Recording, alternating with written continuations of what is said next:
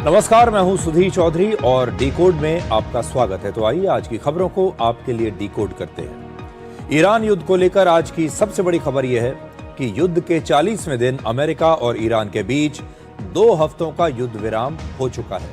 लेकिन सबसे दिलचस्प बात यह है कि दोनों देश इस युद्ध में अपनी अपनी जीत का दावा कर रहे हैं। दोनों कह रहे हैं कि युद्ध विराम उनकी शर्तों पर हुआ है। ऐसे में सवाल ये उठता है कि अगर दोनों ही जीत गए तो फिर हारा कौन? इसलिए आज हम युद्ध विराम के पीछे छिपी असली कहानी को आपके लिए डिकोड करेंगे और आपको दिखाएंगे कि आखिर अमेरिका के राष्ट्रपति डोनाल्ड ट्रंप की वो कौन सी मजबूरियां थीं जिनकी वजह से ईरान की सभ्यता को मिटाने की धमकी देने के सिर्फ 12 घंटे के बाद ही वो युद्ध विराम के लिए तैयार हो गए। इसके बाद हम युद्ध विराम पर पाकिस्तान की कॉपी पेस्ट वाली डिप्लोमेसी को डिकोड करेंगे। इस युद्ध विराम में सबसे ज्यादा चर्चा पाकिस्तान के प्रधानमंत्री शहबाज शरीफ के एक सोशल मीडिया पोस्ट की हो रही है। इस पोस्ट ने पाकिस्तान के मध्यस्थता के दावे की धज्जियां उड़ा दी हैं। ऐसा लगता है कि इस बातचीत में पाकिस्तान की भूमिका अमेरिका के रिमोट कंट्रोल से संचालित होने वाले एक पोस्टमैन से ज्यादा कुछ नहीं,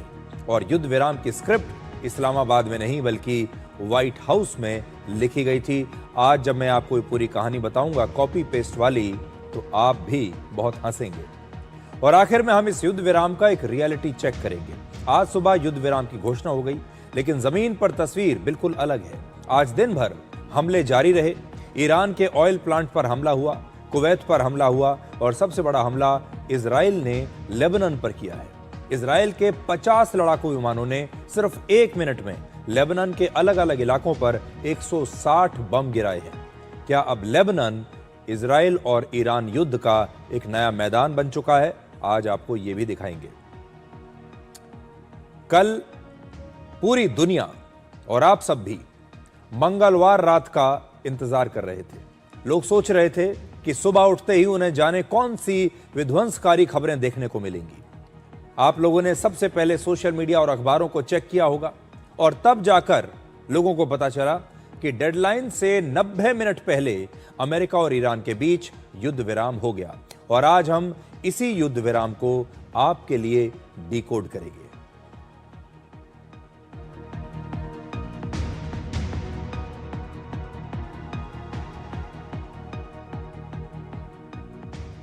आज दुनिया की सबसे बड़ी खबर यही है कि युद्ध के 40वें दिन अमेरिका और ईरान के बीच 2 हफ्ते यानी 22 अप्रैल तक युद्ध विराम लागू हो चुका है।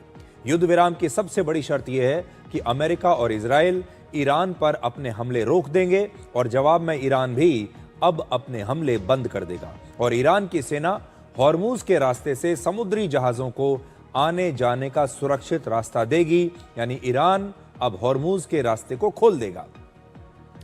अमेरिका के राष्ट्रपति डोनाल्ड ट्रंप ने आज सुबह 5:30 बजे तक की डेडलाइन देकर ईरान की पूरी सभ्यता को खत्म करने की धमकी दी थी। और आप सब लोग भी जब रात को कल सोए होंगे तो इसी आशंका के बीच आप सोए होंगे कि कल सुबह जब उठेंगे तो न जाने कौन सी खबर देखने को मिलेगी, सुनने को मिलेगी।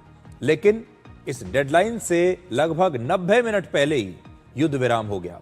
इससे पहले राष्ट्रपति ट्रंप ने पहली बार 5 दिनों का और फिर दूसरी बार 10 दिनों का एक तरफा युद्ध विराम लागू किया था, आपको याद होगा।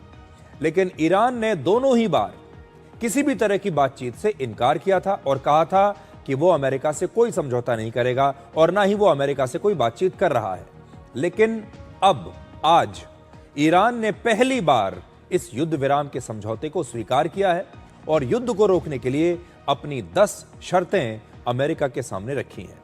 इस युद्ध विराम पर अमेरिका और ईरान के बीच औपचारिक बातचीत 10 अप्रैल को होगी। और आपने देखा होगा युद्ध विराम शब्द आजकल बहुत इस्तेमाल होता है, तो नया ट्रेंड यह है कि युद्ध विराम अब शांति का संकेत नहीं बल्कि अगले युद्ध की तैयारी का एक छोटा सा ब्रेक बन चुका है। पिछले साल जून में इजराइल और ईरान के बीच एक युद्ध विराम हुआ था जो सिर्फ 8 महीनों में ही टूट गया और हर बार यह युद्ध पहले से ज्यादा खतरनाक और भीषण हो जाता है। दुनिया भर के देश पिछले 40 दिनों से युद्ध विराम की इसी खबर का इंतजार कर रहे थे, क्योंकि इस युद्ध की वजह से पूरी दुनिया में ऐतिहासिक ऊर्जा संकट पैदा हो गया है। लेकिन बड़ा सवाल यह है कि क्या 22 अप्रैल के बाद भी ये शांति टिकेगी या एक बार फिर से नए सिरे से ये युद्ध फिर से शुरू हो जाएगा। अब आपको यह बताते हैं कि समझौते के लिए ईरान